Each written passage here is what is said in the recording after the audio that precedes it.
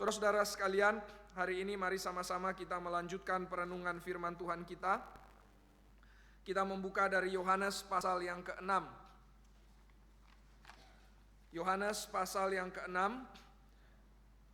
3 minggu yang lalu saya sudah sedikit menyinggung ayat 67 dan seterusnya. Tapi hari ini kita akan melihat bagian yang terakhir, perikop yang terakhir dari Yohanes pasal yang ke-6 ini dengan tuntas. Dan lalu di minggu-minggu yang akan datang kita akan melanjutkan di pasal yang ke-7. Mari kita membaca berganti-gantian, yang pria ayat yang ke-67 dan wanita menyambungnya sampai ayat yang ke-71. Yohanes 6 ayat yang ke-67. Pria mulai 1, 2, ya. Maka kata Yesus kepada ke-12 muridnya, apakah kamu tidak mau pergi juga?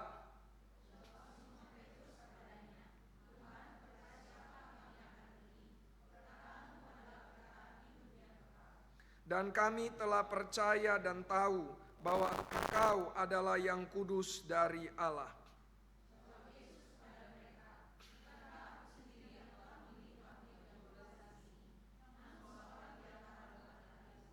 Yang dimaksudkannya ialah Yudas, anak Simon Iskariot, sebab dialah yang akan menyerahkan Yesus.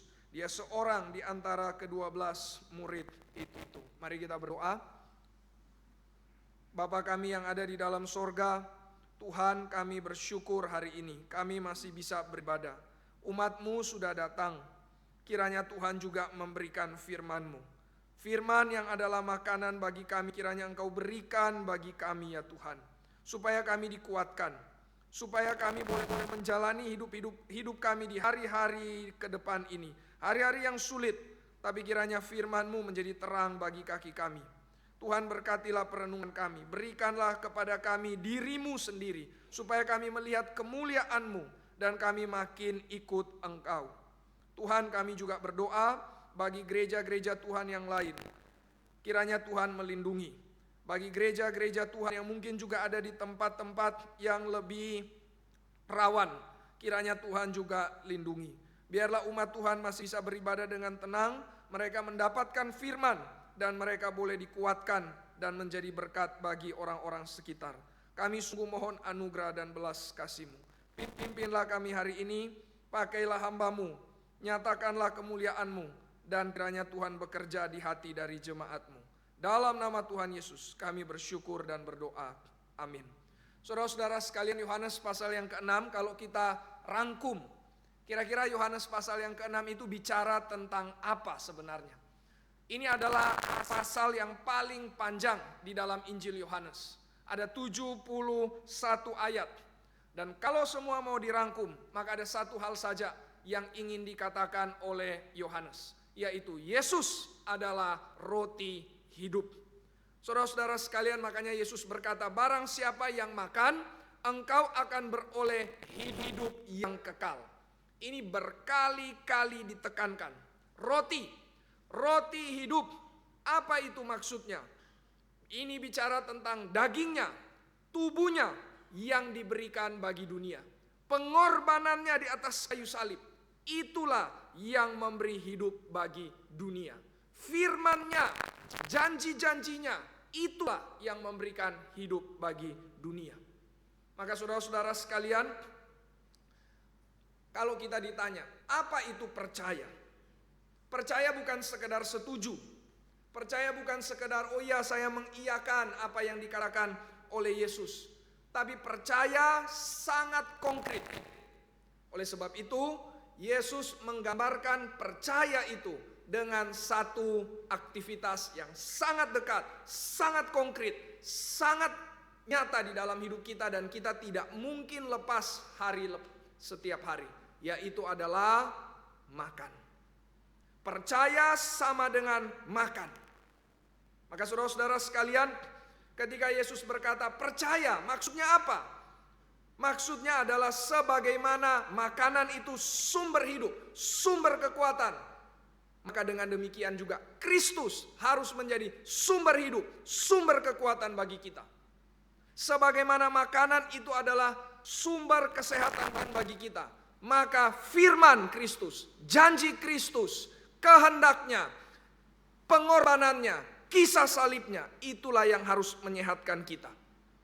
Sebagaimana makanan itu memberikan kepada kita kepuasan, kesenangan, rasa kenyang, maka firman Kristus, janji-janjinya, karya Yesus Kristus, itulah juga yang harus menjadi kenikmatan dan kepuasan bagi kita. Dan terakhir, sebagaimana firman itu, sebagaimana makanan itu masuk dalam tubuh kita, mempengaruhi tubuh kita, mempengaruhi hidup kita, memberikan kepada kita energi, maka saudara-saudara sekalian, firman itu harus tinggal di dalam kita, harus terinternalisasi di dalam hidup kita, harus menjadi satu di dalam hidup kita, sehingga hidup kita memancarkan Kristus. Inilah percaya, saudara-saudara sekalian. Jadi percaya bukan sekedar suatu konsep yang kita hanya akui, hanya setujui, tapi percaya berarti kita harus makan perkataan Kristus, makan janji-janjinya, kemenangannya di atas kayu salib, tubuhnya, darahnya, itulah yang harus menjadi kekuatan bagi kita.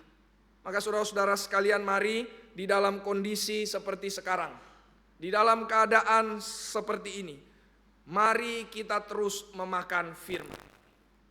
Apa yang menguatkan kita? Apa yang menyehatkan kita? Apa yang memberikan kepada kita kedamaian? Firman.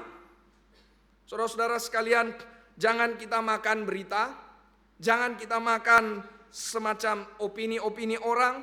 Mari itu bukan menjadi makanan utama kita. Firman, janji-janjinya, itulah yang harus menjadi makanan kita.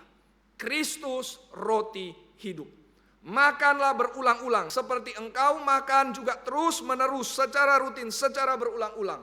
Maka kiranya juga firman itu terus memenuhi hidupmu, dan engkau makin bertumbuh di dalam percaya, makin beriman, makin segar di dalam iman, dan makin ikut Yesus. Nah saudara-saudara sekalian, inilah pasal yang ke-6.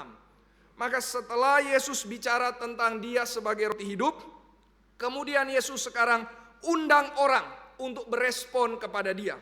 Yesus mau mengajak orang untuk meresponi apa yang dia sudah ajarkan tentang roti hidup. Nah saudara-saudara sekalian, ada 3 respon. Respon yang pertama muncul dari kalangan murid-murid yang luas, yang berjumlah sekitar 5.000 orang lebih itu. Mereka awalnya datang ikut Yesus, mereka tertarik ikut Yesus, tapi akhirnya mereka tinggalkan Yesus. Kita sudah bahas itu di 3 minggu yang lalu, hal itu kenapa bisa terjadi. Mereka berkata, oh perkataan Yesus yang keras.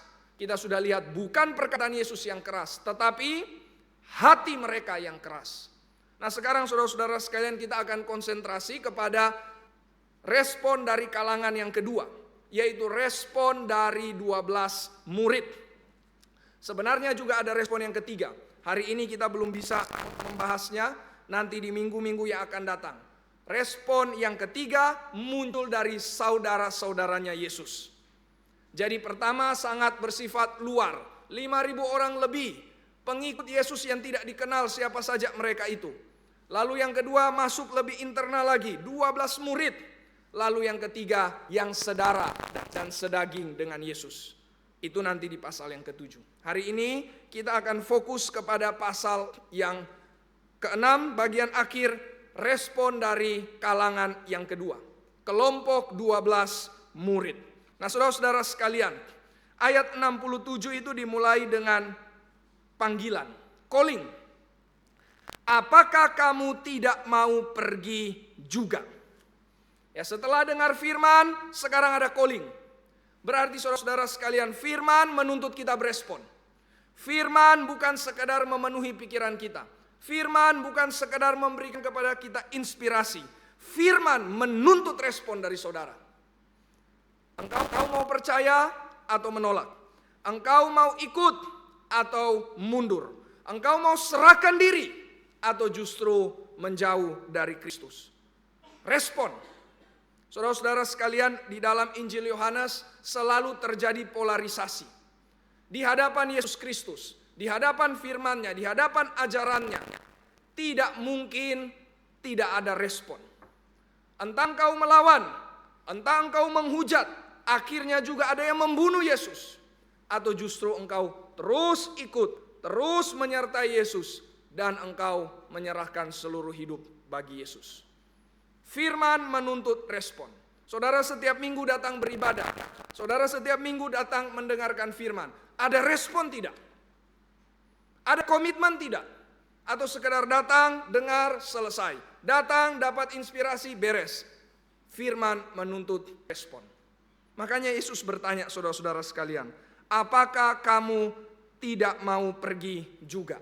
Nah, saudara-saudara sekalian, pertanyaan ini bersifat negatif ya. Apakah kamu tidak mau pergi? Biasanya kalau kita ke KKR regional sudah diajarkan ya. Nanti di bagian terakhir ada calling. Callingnya apa? Tanya, anak-anak sekalian, siapa di sini yang mau ikut Yesus? Nah, ini callingnya kan. Tidak ada calling yang akan bilang, kamu harus tanya kepada anak-anak, siapa di sini yang mau pergi tinggalkan Yesus? Nah, ini calling aneh kalau seperti ini kan ya. Jadi nggak ada calling yang seperti ini. Nah, callingnya ini mirip seperti Tuhan call Yesaya. Ya kan, Tuhan panggil Yesaya, siapa yang mau aku utus? Yesaya jawab, ini aku, utuslah aku. Tapi kok di sini negatif, saudara? Apakah kamu tidak mau pergi juga? Saudara-saudara sekalian, saya kira pertama-tama calling ini bersifat atau memakai kalimat negatif karena Yesus ingin menunjukkan bahwa Dia tidak butuh kita. Dia tidak butuh manusia. Kita yang butuh Yesus. Saudara-saudara sekalian, Tuhan tidak butuh kita untuk melayani Dia. Dia Allah. Dia tidak dilayani oleh tangan manusia, dikatakan di dalam kitab Kisah Para Rasul. Dia tidak butuh kita. Kita yang butuh Dia.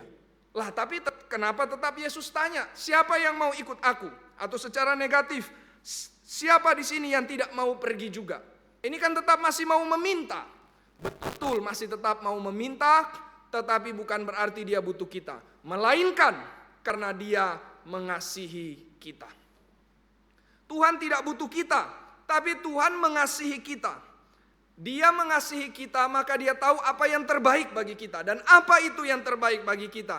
Itulah kalau kita hidup mengikuti Yesus. Sekali lagi, Yesus mengasihi kita, maka Dia tahu apa yang terbaik bagi kita. Dan apakah yang terbaik bagi kita? Kalau kita hidup ikut Yesus. Itulah hidup yang sejati. Itulah hidup yang kekal, kata Yesus. Itulah hidup yang melimpah. Maka Yesus mengasihi kita, Dia mau kita ikut Dia, maka Dia panggil kita, maukah engkau ikut aku? Saudara-saudara sekalian, Yesus tidak butuh kita, tapi Yesus mengasihi kita. Dia rindu kita hidup di dalam Dia. Tapi Yesus tetap bertanya dengan pertanyaan negatif. Kenapa lagi negatif? Tadi bukan Dia butuh kita, tapi kita yang butuh Dia. Kenapa negatif yang terakhir? Karena Yesus ingin bilang, kalau engkau cuma mau ikut-ikutan saja, lebih baik pergi saja. Kamu kalau cuma mau ikut-ikutan seperti orang-orang Galilea itu ya, yang 5.000 orang lebih datang ikut aku karena interest, karena ketertarikan. Tapi setelah itu ketika aku menyatakan siapa diriku, mereka justru grumbling, mereka justru bersungut-sungut, dan mereka akhirnya tinggalkan aku. Kamu kalau cuma mau ikut-ikutan, lebih baik pergi saja. Makanya Yesus kenapa pakai negatif, saudara-saudara sekalian. Saudara-saudara sekalian, bagaimana dengan kita? Kita ikut Yesus karena interest sajakah? Atau kita ikut Yesus karena lifetime commitment? Kita mau memberikan diri kita seumur hidup kita. Lifetime commitment. Karena Kristus juga sudah memberikan dirinya bagi kita. Saudara-saudara sekalian, kita yang mana? Hanya ikut karena interest atau memang kita mau serahkan hidup, komitmenkan bagi Yesus, persembahkan hidup bagi Yesus. Maka Yesus tanya sekali lagi, apakah kamu tidak mau pergi juga? Saudara-saudara sekalian, di dalam kelompok 12 murid ini juga terbagi dua responnya. Respon yang pertama adalah dari Petrus. Petrus mewakili murid-murid yang lain. Lalu ada respon yang kedua dari Yudas. Yudas memang tidak bicara di sini, tetapi Yesus bicara tentang Yudas. Maka ada dua respon saudara-saudara di sini. Kita akan melihat respon yang pertama dari Yudas terlebih dahulu, lalu kemudian yang kedua dari Petrus. Saudara-saudara sekalian, Yudas ini adalah gambaran murid yang tidak setia. Murid yang meninggalkan gurunya. Bahkan yang lebih parah dibandingkan dengan orang-orang Galilea tadi. Dia berkhianat kepada Yesus. Karena dia dikatakan di sini menyerahkan Yesus. Orang-orang Galilea ikut pergi. Yudas ikut lalu serahkan Yesus kepada pemimpin-pemimpin Yahudi. Jual Yesus kepada pemimpin-pemimpin Yahudi. Ini berkhianat. Bukan cuman meninggalkan, bukan cuman tidak setia, tetapi berkhianat. Nah, saudara-saudara sekalian, mari coba kita lihat gambaran besar Yohanes pasal yang ke-6.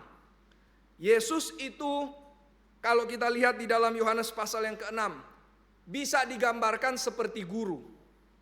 Ya, dia mengajar sangat banyak. Kalau kita lihat mulai dari ayat yang ke-25 sampai dengan ayat yang ke-71. Itu semua ajaran Yesus, termasuk bagian terakhir adalah callingnya. Nah, kalau Yesus itu guru, saudara-saudara sekalian, Yesus itu bisa dicap sebagai guru yang gagal di zaman itu. Kenapa? Zaman dulu namanya murid bukan seperti sekarang. Ya, kalau seperti sekarang misalkan saya berkata, oh ini murid-murid saya. Saya bilang mereka murid-murid saya karena mereka mendaftar di sekolah yang saya ajar dan saya ada di situ, maka mereka jadi murid-murid saya. Bukan berarti mereka mau ikut saya. Tapi kalau zaman dulu dibilang ini murid-muridku, itu tidak ada pendaftaran, tidak ada pembayaran, tetapi benar-benar mau ikut gurunya, mau beserta dengan gurunya. Maka murid pilih guru zaman itu. Nah, sekarang murid-muridnya tinggalkan Yesus. Ini guru yang gagal seolah-olah. Dari 5.000 banyak yang mengundurkan diri. Dari 12 murid yang dipilih sendiri juga, 1 berkhianat. Maka pertanyaannya saudara-saudara sekalian, apakah Yesus gagal ya? Apakah Yesus salah pilih? Atau yang lebih parah di sini, apakah iblis yang menang? Saudara, kalau kita lihat di ayat 70 dikatakan di bagian terakhir, namun seorang di antaramu adalah iblis. Wah, apakah iblis yang menang? Nah, saudara-saudara sekalian, ini sangat penting. Saya ingin kita merenungkan tentang kisahnya Yudas. Bukan mau belajar dari apa yang dia lakukan. Sudah pasti salah, sudah pasti jahat yang dia lakukan. Yesus katakan, orang seperti ini harusnya dia lebih baik tidak dilahirkan. Jadi bukan dari perbuatannya yang kita mau belajar, tetapi apa yang Alkitab katakan tentang dia. Ini yang kita mau lihat, ini yang kita mau pelajari. Ada prinsip firman Tuhan apa? Dan ini prinsip firman Tuhan yang sangat indah di dalam kehidupannya tentang Yudas. Dan ini akan menjadi aplikasi bagi hidup kita di hari-hari ini. Saudara-saudara sekalian, apakah iblis menang? Jawabannya pasti tentu saja tidak. Kenapa? Karena yang terjadi di sini justru sebaliknya. Allah tetap berdaulat. Kristus tetap pegang kontrol, pegang kendali. Saudara-saudara sekalian, ini tema apa? Ini adalah tema kedaulatan Allah. Tetapi tema kedaulatan Allah menjadi sangat penting. Bukan sebagai sesuatu perdebatan. Tetapi tema kedaulatan Allah menjadi penting ketika kita kaitkan dengan kejahatan. Ini adalah kedaulatan Allah terhadap kejahatan. Ini adalah kedaulatan Allah di tengah-tengah penolakan manusia, pengkhianatan manusia kepada Yesus. Maka kita akan lihat bagaimana kedaulatan Allah bekerja. Saudara, mari kita lihat beberapa ayat. Tema ini sebenarnya sudah muncul dari awal. Tetapi berapa kali saya berusaha untuk masukkan, masih terlalu sulit untuk saya gabungkan. Tapi puji Tuhan di bagian yang terakhir ini bisa pas. Mari kita lihat Yohanes 6 ayat yang ke-37 misalkan. 6 ayat 37. Dikatakan di situ, semua yang diberikan Bapa kepadaku akan datang kepadaku. Berarti siapa yang datang kepada Yesus? Yang diberikan Bapa. 44. Mari kita lihat kembali. Tidak ada seorang pun yang dapat datang kepadaku jikalau ia tidak ditarik oleh Bapa. Bagaimana datang kepada Yesus? Ditarik oleh Bapa. Terakhir ayat 45. Semua yang datang kepadaku mendengar dan menerima pengajaran dari Bapa. Maka apa ini saudara-saudara sekalian? Ini bicara tentang kedaulatan Allah. The sovereignty of God. Maka kembali kepada kasusnya Yudas. Yudas di sini dikatakan sebagai iblis. Apakah Yesus kalah terhadap iblis? Jawabannya tidak. Justru Yesus berkuasa atas iblis. Nanti kita akan lihat. Yesus justru berkuasa atas iblis. Yesus mengizinkan iblis untuk melakukan pekerjaannya. Dan ini adalah pekerjaan iblis yang sangat dahsyat. Karena bisa menembus 12 murid ini. Satu bisa membelot, satu bisa berkhianat. Ini adalah pekerjaan iblis yang dahsyat. Tapi Yesus izinkan. Kenapa Yesus izinkan? Karena tujuan akhirnya adalah justru untuk memuluskan karya keselamatan yang sudah direncanakan sejak dari kekekalan. Sekali lagi, tujuan akhirnya adalah untuk memuluskan karya keselamatan yang sudah direncanakan sejak kekekalan. Nah, saudara-saudara sekalian, di sini kan dikatakan Yudas menyerahkan Yesus.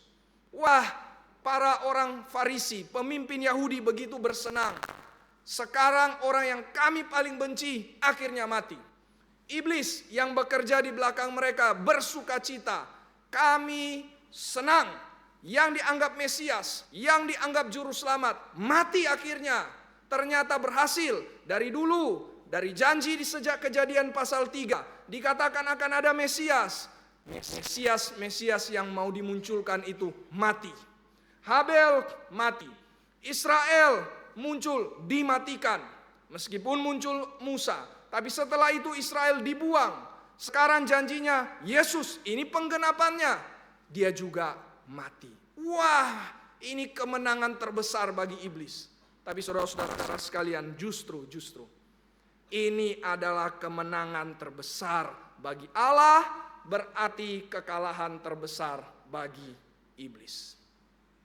Kemenangan terbesar bagi Allah dan umatnya. Karena lewat Yesus diserahkan, keselamatan muncul. Lewat Yesus diserahkan, kuasa Allah mengalahkan dosa. Lewat Yesus diserahkan, maut dikalahkan.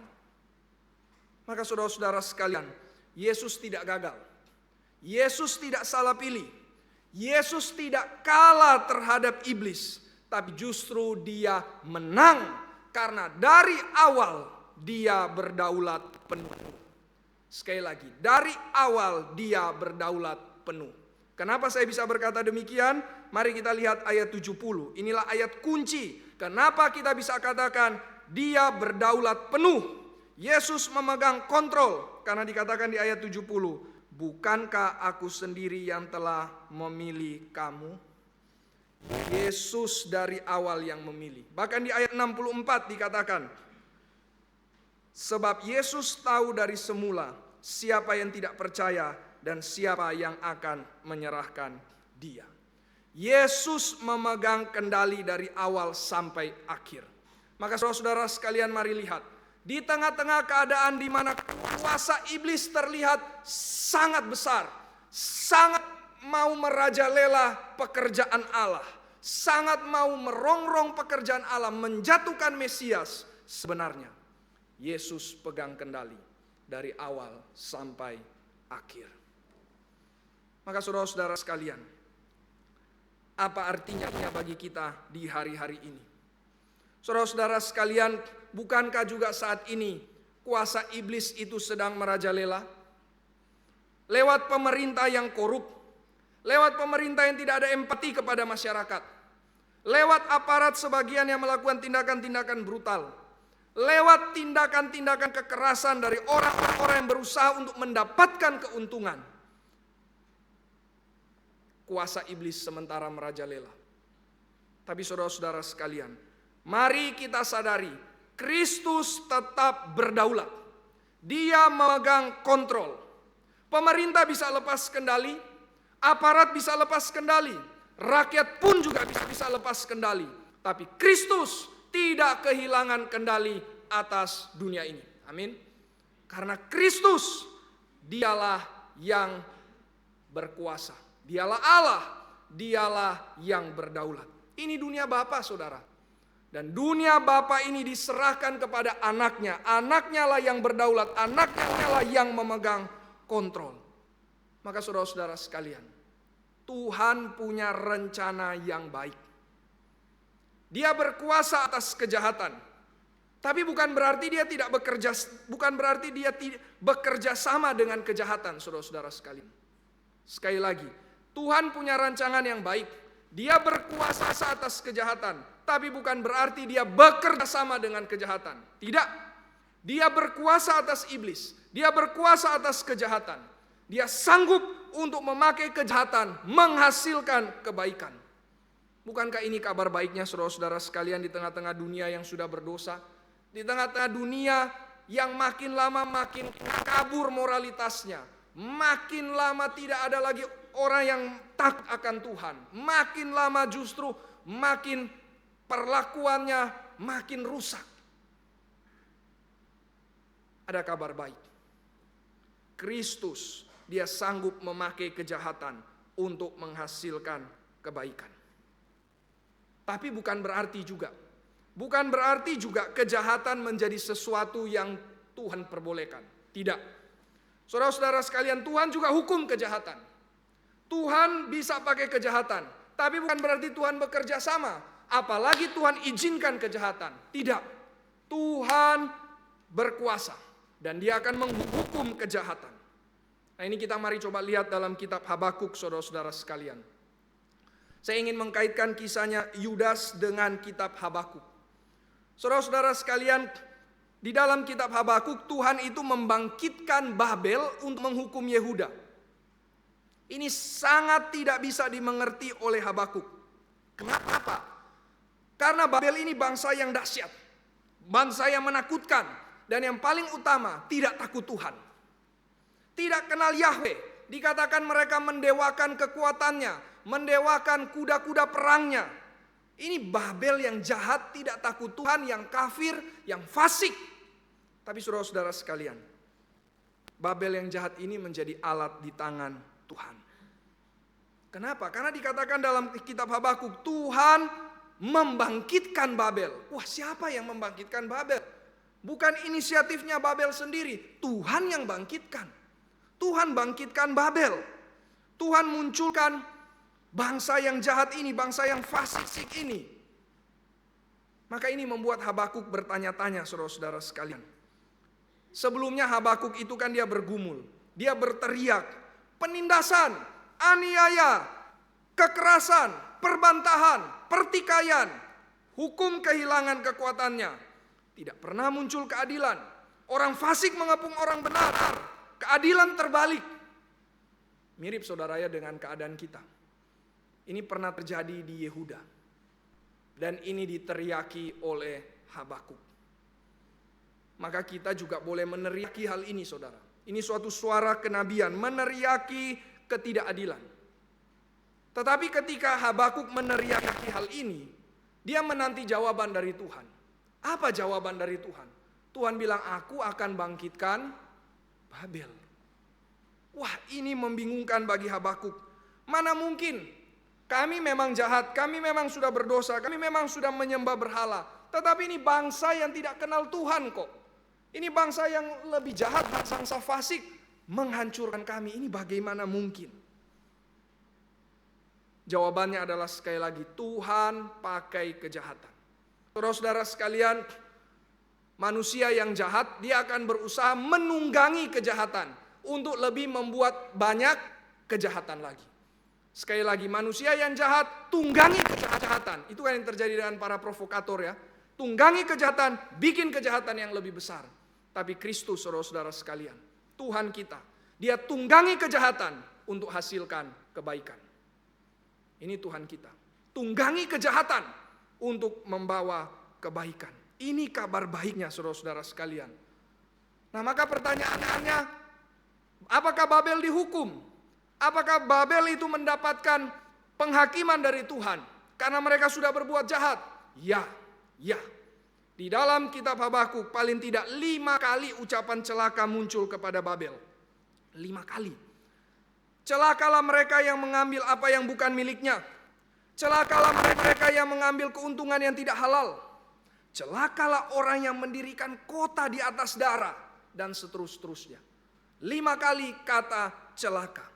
Maka saudara-saudara sekalian, Tuhan hukum Yehuda yang sudah meninggalkan Tuhan, yang sudah tidak hidup dalam kebenaran, iya.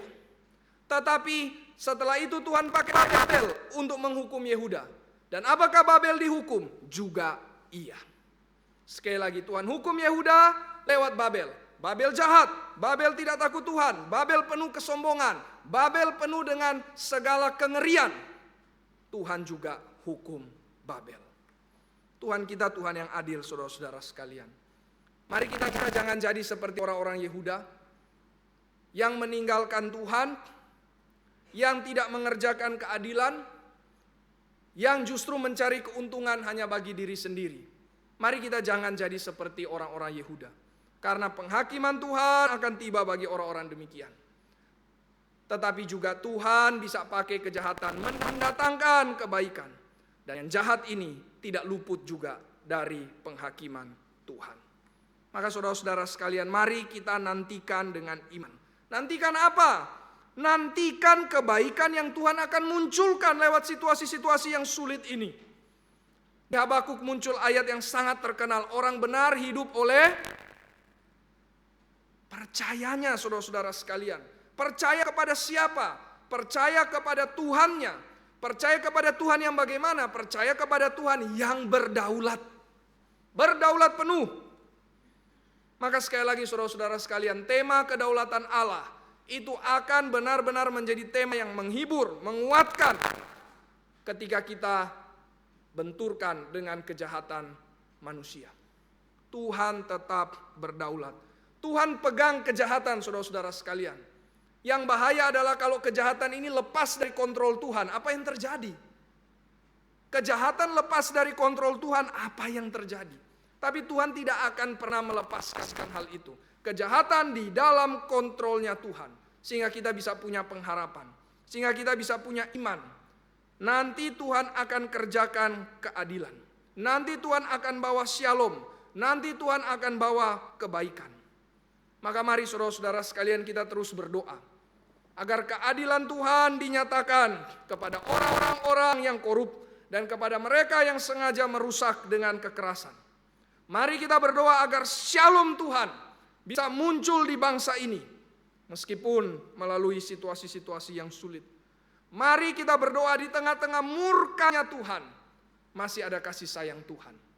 Mari kita mohon pengampunan dari Tuhan. Seperti Nehemia yang mohon pengampunan dari Tuhan. Mungkin pertama-tama bukan orang sana yang salah. Bukan orang lain yang salah. Mereka memang betul salah. Tapi kita juga ada salahnya. Kita mungkin kurang berdoa, kita juga mungkin kurang berjuang, kita juga mungkin kurang mengasihi. Mari juga kita mohon pengampunan dari Tuhan. Dan mari kita terus percaya bahwa Dia akan menyelamatkan umatnya. Dia akan meremukkan pemimpin kaum fasik. Ini kata kitab Habakuk. Mari kita terus bersandar kepada firman-Nya. Bersandar kepada janji-janjinya, bersandar kepada pengorbanan Kristus, bersandar kepada kasih setianya, sehingga kita bisa tetap bersuka cita, bersorak-sorai di dalam Tuhan yang menyelamatkan kita, meskipun pohon ara tidak berbunga, pohon ara tidak berbuah, dan pohon zaitun mengecewakan. Orang benar akan hidup oleh percayanya. Percaya kepada siapa? Kepada kedaulatan dan kasih Allah. Saudara-saudara sekalian, ayat di dalam kitab Ayub yang tadi kita baca sangat indah. Mari kita baca kembali lagi Ayub pasal yang ke-23. Ayub pasal yang ke-23, kita lihat ayat yang ke-11. Mari ayat yang ke-10. Mari kita baca bersama Ayub 23 ayat yang ke-10. 1, 2, ya. Karena Ia tahu jalan hidupku. Seandainya Ia menguji aku akan timbul seperti emas. Saudara-saudara sekalian, di tengah-tengah keadaan seperti ini, justru Tuhan akan menunjukkan kepada kita bahwa iman yang kita punya itu adalah seperti emas. Bukan kita yang adalah emas, saudara. Iman kita. Dan bicara iman itu berarti pemberian Allah. Itu anugerah Allah. Itu juga kedaulatan Allah yang memberikan berdasarkan belas kasih dan anugerahnya. Maka iman kita seperti emas. Kena api, kena ujian, mohon belas kasih Tuhan. Sehingga kita bisa membuktikan iman kita memang seperti emas. Saudara, hidup itu kan pembuktian ya. Tapi kita mau buktikan apa sih? Buktikan saya mampu, buktikan saya kuat, buktikan saya pintar, buktikan saya punya kekayaan. No, orang Kristen itu buktikan satu. Buktikan imannya seperti emas. Buktikan pekerjaan Tuhan saudara di dalam hidup kita. Buktikan Kristus di dalam hidup kita. Itu yang kita mesti buktikan dengan kekuatan dan anugerah dari Tuhan. Ini respon yang pertama dari Yudas. Sekarang kita lihat respon yang kedua dari kelompok 12 murid ini. Dari Petrus. Saudara-saudara sekalian, Petrus di sini bertanya. Bukan bertanya, tetapi menjawab, kepada siapakah kami akan pergi? Memang seperti bentuk pertanyaan, tapi untuk mau menyatakan bahwa sudah tidak ada tempat yang lebih baik lagi. Siapa lagi yang lebih baik selain Yesus? Kira-kira itu maksudnya Petrus. Saudara-saudara sekalian, kenapa Petrus bisa berkata seperti ini? Ada dua alasan. Dan dua alasan inilah yang akan menjamin kita untuk bertahan sampai mati mengikuti Yesus. Saudara-saudara sekalian, kita tidak mungkin ikut Yesus kalau kita tidak pegang dua dasar ini. Ini adalah dua pengenalan akan Yesus yang sangat mendasar. Yang membuat Petrus, meskipun dia memang sempat menyangkal Yesus, meskipun memang dia sempat meninggalkan Yesus, tapi dia kembali. Dia mengasihi Kristus. Kenapa? Karena dua alasan ini. Saudara-saudara sekalian, mari kita lihat dua alasan ini. Dua alasan inilah yang akan membuat kita bertahan. Bukan kekuatan kita, bukan kesetiaan kita, tetapi identitas Yesus. Dua alasan ini berkaitan dengan identitas Yesus yang membuat kita bertahan untuk terus mengikuti Dia. Maka mari kenal Yesus, saudara-saudara sekalian. Mari kenal Yesus. Di masa-masa yang seperti ini, mari sungguh-sungguh kenal Yesus. Kalau engkau tidak kenal Yesus, engkau akan mungkin seperti orang Galilea. Atau mungkin saja kita, any one of us, bisa menjadi seperti Yudas. Yudas tidak jauh dari diri kita. Karena Yudas ada di dalam kumpulan 12 murid. Kumpulan yang paling baik, paling bagus gurunya. Siapa gurunya? Yesus. Siapa temannya? 11 murid lagi yang lain. Ini kumpulan yang paling baik, gurunya paling hebat.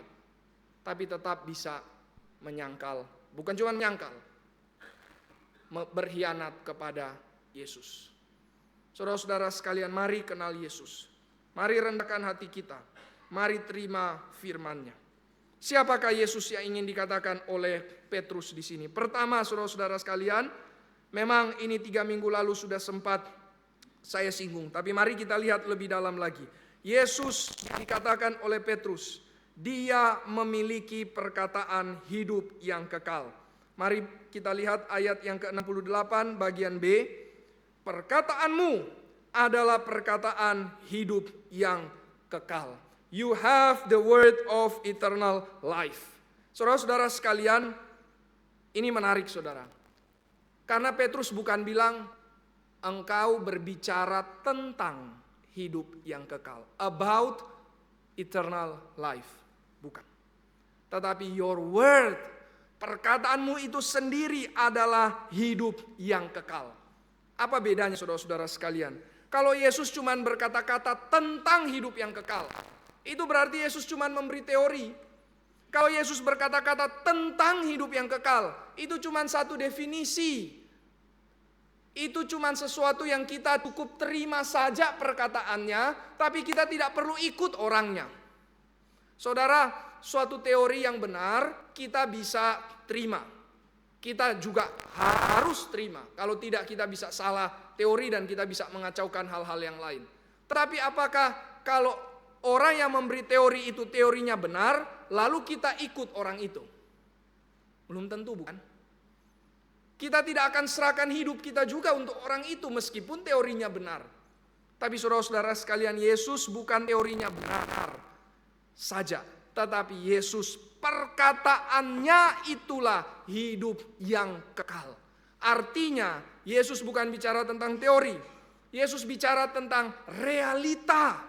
Realita maksudnya adalah engkau percaya perkataannya dan engkau ikut dia, itulah realita.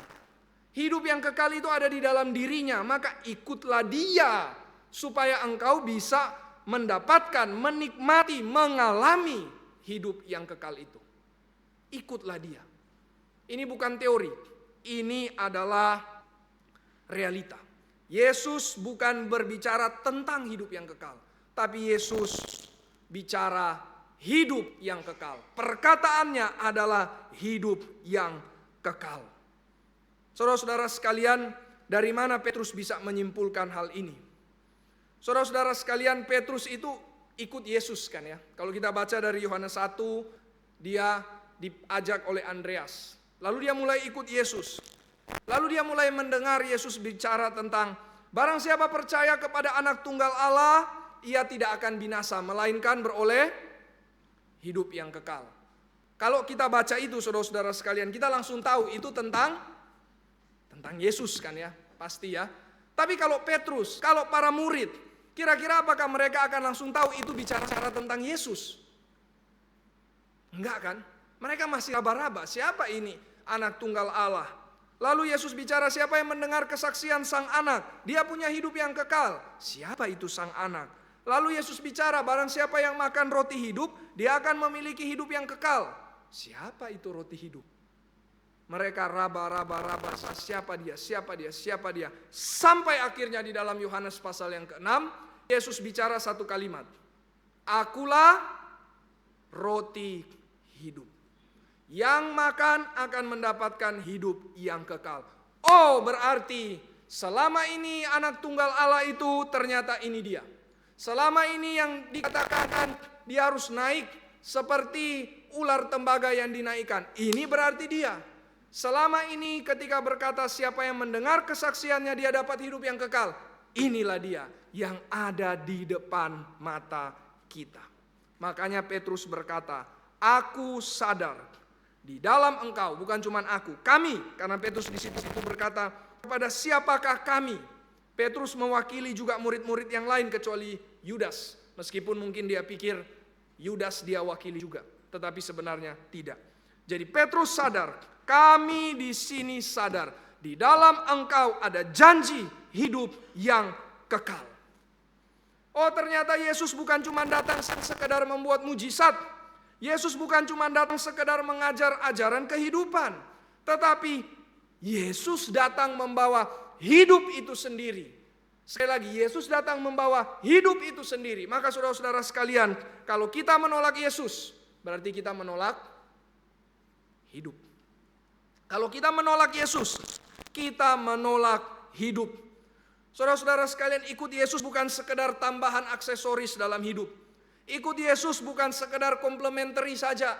Saya sudah punya yang lain, tapi kayaknya ada yang kurang kalau saya tidak punya Yesus. Saya hidupnya sudah lumayan bagus, ada yang kurang kalau saya tidak ke gereja. Tidak, saudara-saudara sekalian. Yesus itu fundamental. Yesus itu dasar. Yesus itu segala-galanya. Yang lain boleh tidak ada, boleh tidak ada. Yang lain bukan mutlak. Yesuslah yang mutlak. Ikut Yesus, engkau mendapat hidup. Dalam Dia ada hidup yang sejati. Dalam Dia ada hidup yang limpah. Dalam Dia ada hidup yang kekal. Dalam Dia ada hidup yang tidak akan diambil oleh kematian. Dan di dalam Dia ada hidup yang mulia. Di dalam Yesus, saudara sekalian. Maka Petrus berkata, mau kemana lagi? Mau kemana lagi? Mau cari siapa lagi?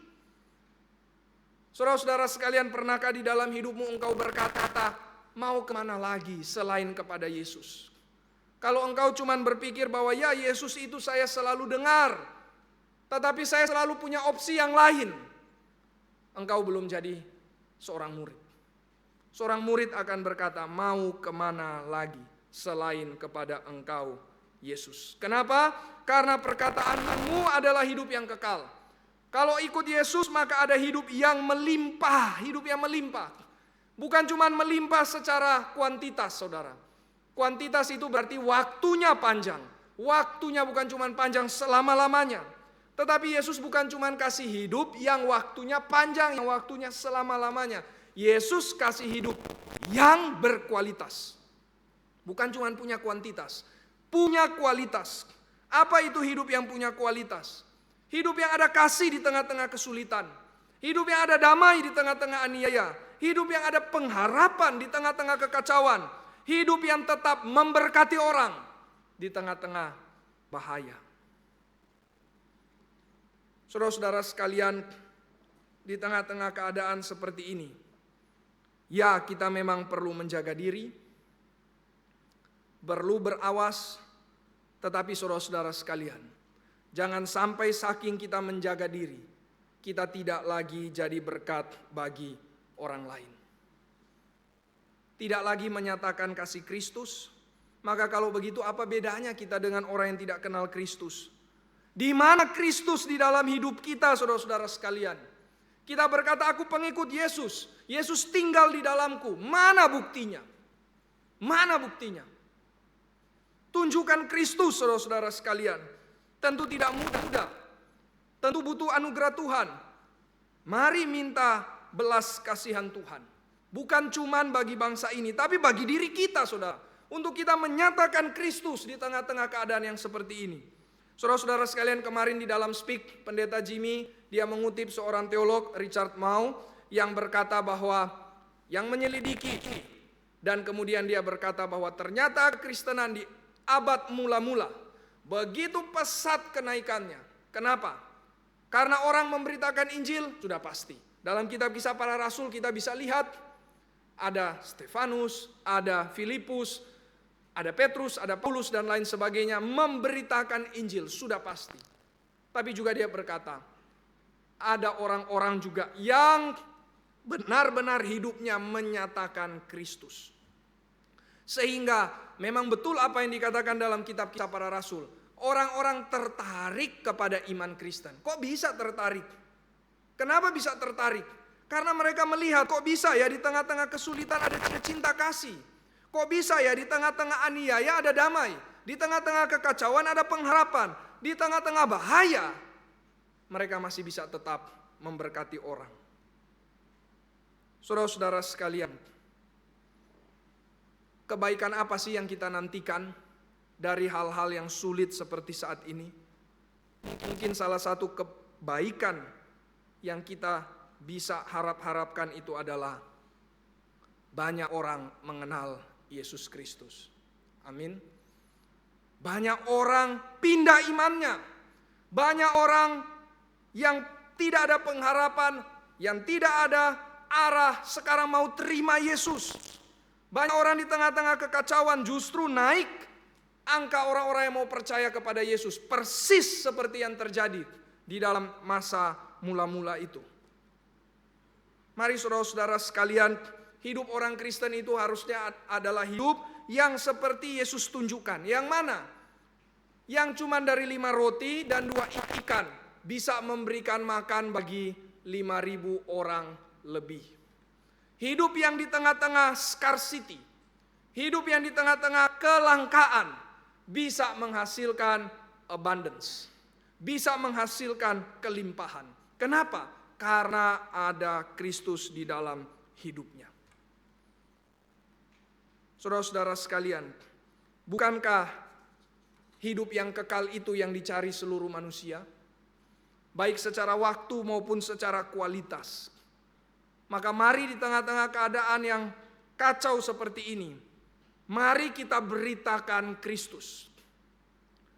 Mari kita beritakan Kristus. Pemerintah yang korup, yang tidak ada empati, harus kenal Kristus. Supaya dia sadar akan dosa dan penghakiman, tapi dia juga sadar ada pertobatan. sehingga dia bisa diselamatkan baik hidup sekarang maupun nanti. Pendemo yang anarkis harus kenal Yesus, karena pengharapan yang final bukan di manusia, tapi di dalam Kristus. Manusia pasti mengecewakan, tapi Kristus sumber pengharapan yang sejati. Orang-orang yang berusaha untuk memanfaatkan keadaan demi kepentingan sendiri atau golongan butuh Kristus supaya bertobat dan hidupnya diubahkan. Orang-orang Kristen yang juga hanya fokus bagi dirinya sendiri, tidak berjuang untuk kebenaran dan keadilan, juga butuh kenal Kristus. Karena Kristus berkorban untuk kebenaran dan keadilan. Amin. Kristus mati di kayu salib supaya kita yang tidak benar jadi benar, supaya kita yang harus dihukum diampuni. Itu yang Kristus lakukan bagi kita. Tidak tahu dalam hidup kita masing-masing bagaimana kita menampilkan Kristus, tapi yang pasti mari kita gumuli Kristus nyata dalam hidup kita, dan Kristus nyata dari mulut kita. Mari beritakan Yesus. Orang makin tidak ada pengharapan, kiranya mereka bisa makin melihat Yesus Kristus. Terakhir saudara-saudara sekalian, Petrus berkata, kami telah percaya dan tahu, ayat 69, bahwa engkau adalah yang kudus dari Allah. Nah, ini menarik saudara-saudara sekalian, karena belum pernah muncul istilah ini tentang Yesus. Belum pernah ada identitas ini kepada Yesus diberikan sejak dari Yohanes 1 sampai Yohanes pasal yang ke-6. Belum ada. Sebelumnya para murid itu berpikir Yesus Mesias. Wah, ini raja politik. Ini raja yang bisa membebaskan kami dari Israel. Sebagian menganggap Yesus ini nabi. Nabi yang dijanjikan dalam kitab perjanjian lama oleh Musa dan para nabi yang lain. Maka mari kita ikut dia. Mari kita jadikan dia raja. Tapi sekarang saudara-saudara sekalian, muncul identitas yang baru. Yang kudus dari Allah. Apa artinya saudara-saudara sekalian? Ini berasal dari perjanjian lama. Yang kudus dari Allah ada 3 artinya. Jadi dari perjanjian lama ini Petrus simpulkan, inilah identitas Yesus. Ini identitas yang sangat agung, sangat mulia. Dari perjanjian lama, Petrus baca perjanjian lama dan dia simpulkan dengan satu istilah ini, yang kudus dari Allah. Pertama-tama, boleh tolong siapkan slide. Yang kudus dari Allah berarti dia adalah Allah sendiri. Mari kita coba lihat Mazmur 71 ayat yang ke-22. Aku pun mau menyanyikan syukur bagimu atas kesetiaanmu ya Allahku, menyanyikan mazmur bagimu dengan kecapi yang kudus Israel. Lihat, ya Allahku yang kudus Israel. Berarti yang kudus adalah Allah. Ini yang pertama saudara-saudara sekalian. Sekarang mereka tidak lagi lihat Yesus sebagai sekedar manusia. Mereka berharap Yesus itu menjadi pemimpin politik. Mereka berharap Yesus bisa membawa mereka kepada kemenangan atas Romawi. Tapi sekarang mereka melihat Yesus sebagai Allah. Dari mana para murid bisa lihat ini? Masih ingat dalam Yohanes pasal yang ke-6, Yesus berjalan di mana? Di atas air. Yesus berjalan di atas air, ini Allah. Karena hanya Allah yang berjalan di atas air. Hanya Allah yang berkuasa di atas air. Adakah Allah-Allah di dunia ini yang pernah berjalan di atas air? Enggak pernah ada. Hanya Yesus, dia Allah yang sejati. Maka mereka sadar Yesus ini Allah. Yang ada di depan kita adalah Allah. Meskipun visi mereka masih visi kerajaan. Meskipun mereka masih ingin untuk menang atas Romawi. Tetapi mereka sadar yang ada di depan mata mereka ini Allah. Allah yang hadir di dalam rupa manusia. Maka saudara-saudara sekalian, Yesus itu Allah. Yesus bukan lebih rendah dari Allah atau Allah kecil. Itu ajaran palsu. Itu ajaran saksi Yehova. Yesus Allah. Sebagaimana Bapa adalah Allah, maka Sang Anak Yesus Kristus adalah juga Allah yang sama. Kedua, saudara-saudara sekalian, dia yang kudus berarti dia adalah pencipta. Mari kita lihat sekali lagi Yesaya 43 ayat yang ke-15. Ada banyak tentu saja ayatnya, saya pilih saja beberapa. Akulah Tuhan yang maha kudus Allahmu, Rajamu yang menciptakan Israel. Yang Maha Kudus sekaligus juga yang menciptakan. Berarti Allah yang kudus sekaligus juga Allah pencipta. Yesus itu Allah, Yesus itu pencipta. Berarti dia bukan pencipta yang diciptakan. Itu saksi Yehova. Pencipta yang diciptakan. Saksi Yehova, itu bidat, itu ajaran palsu. Itu dalam speak kemarin kita sudah mendengarkannya. Tetapi Yesus adalah Allah sekaligus pencipta. Dia sudah ada sejak kekekalan. Terakhir, Yesus dia yang kudus sekaligus dia adalah penebus. Mari lihat Yesaya 43 ayat yang ke-3. Sebab akulah Tuhan Allahmu yang maha kudus, Allah Israel juru selamatmu. Yang adalah kudus, dia juga yang adalah juru selamat. Yesus adalah Allah, Yesus adalah pencipta, dan Yesus adalah penebus. Saudara-saudara sekalian, ini bukan cuma sekedar teori. Tapi mari coba kita renungkan. Kalau Yesus Allah, kalau Yesus pencipta, ini sangat mulia bukan? Tetapi kok dia rela ya untuk jadi penebus? Ini lagu yang kedua yang tadi kita nyanyikan saudara-saudara sekalian. Ku tak tahu yang disembah malaikat itu. Siapa yang disembah malaikat? Pasti Allah. Tapi mengapa ia mengasihi dunia? Dia jadi penebus. Saudara, waktu kita menyanyikan lagu yang kedua ini, adakah hati kita tersentuh? Adakah hati kita bersyukur? Dia Allah, dia pencipta, tapi dia mau jadi penebus. Itu turun, itu rendahkan diri, bahkan rendahkan diri yang paling rendah. Dia disembah malaikat, tapi dia justru dihina, ditinggalkan oleh Bapa bahkan di atas kayu salib. Karena dia mau jadi penebus. Saudara-saudara sekalian, adakah janji yang lebih indah daripada Yesus janjikan? Dia Allah, dia pencipta, dia penebus. Adakah kemenangan yang lebih besar saudara-saudara sekalian daripada kemenangan atas dosa dan maut yang hanya ada di dalam Yesus? Adakah saudara-saudara sekalian pribadi yang lebih mulia daripada Yesus yang adalah Allah sekaligus pencipta tapi mau jadi penebus, turun di tempat yang paling rendah? Adakah pribadi yang lebih mulia dari itu? Kalau ada saudara-saudara sekalian, kita boleh tinggalkan kekristenan.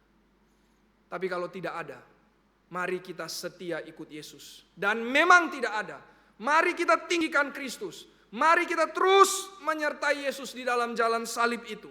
Mari kita boleh berkata seperti Petrus, kemana lagi kami harus pergi?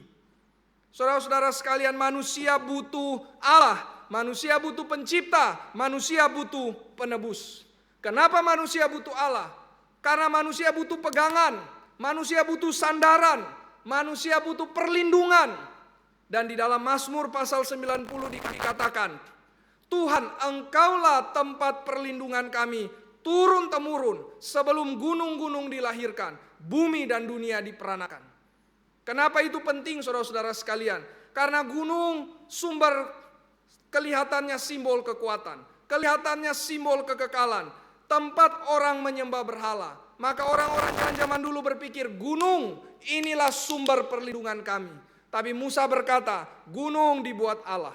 Dan siapakah Allah itu? Yesus Kristus. Dialah sumber perlindungan kita, kekuatan kita turun-temurun. Saudara, tidak ada yang lebih kuat daripada Kristus. Dia Allah. Tidak ada yang lebih kekal dari Yesus. Dia Allah. Tidak ada yang lebih layak untuk kita sandarkan turun-temurun selain Yesus, karena dia Allah. Tapi dia juga pencipta. Kenapa kita butuh pencipta? Karena kalau tidak ada pencipta, maka kita tidak tahu arti hidup ini. Kita tidak tahu tujuan hidup kita. Kita tidak tahu arah hidup kita. Kita butuh pencipta untuk kita bisa tanya, Tuhan, apa maumu atas hidupku? Kalau tidak ada pencipta, tidak ada maksud, tidak ada tujuan, dan kita berkata, hidupku ini adalah keinginanku sendiri. Aku mau lakukan apa yang aku mau. Saudara-saudara sekalian, hidupmu rusak.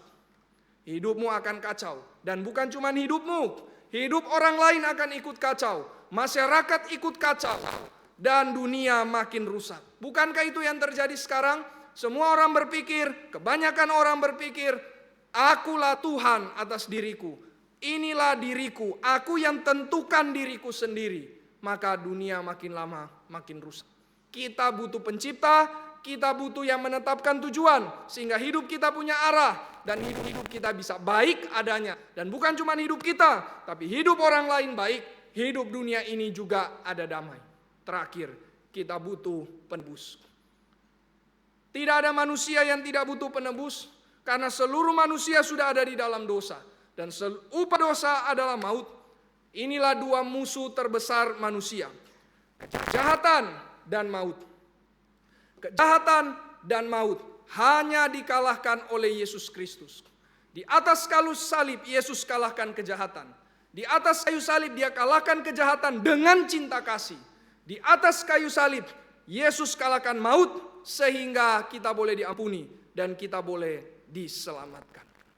Manusia butuh penebus dan tidak ada penebus yang lain selain Yesus Kristus. Dia Allah, dia pencipta, dia penebus. Sekali lagi, adakah yang lebih indah dari Yesus?